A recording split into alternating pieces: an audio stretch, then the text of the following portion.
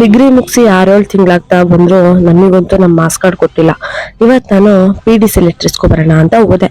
15 ವರ್ಷ ಓದಿ 15,000 ಸಂಬಳ ತಗೊಳ್ಳೋ ಪರಿಸ್ಥಿತಿ ಡಿಗ್ರಿ ಸ್ಟೂಡೆಂಟ್ಸ್ ತಗೋಗಿದೆ. ಅದು 15,000 ಸಂಬಳ ಸಿಗೋಕೆ 15 ದಿನ 20 ದಿನ ಇಂಟರ್ವ್ಯೂಗೆ ಅಲ್ದಾಡೋದಾಗಿದೆ. 15 ದಿನ 20 ದಿನ ಬಿಡಿ, 25 ದಿನ 30 ದಿನ ಆದ್ರೂ ಆಯ್ತು.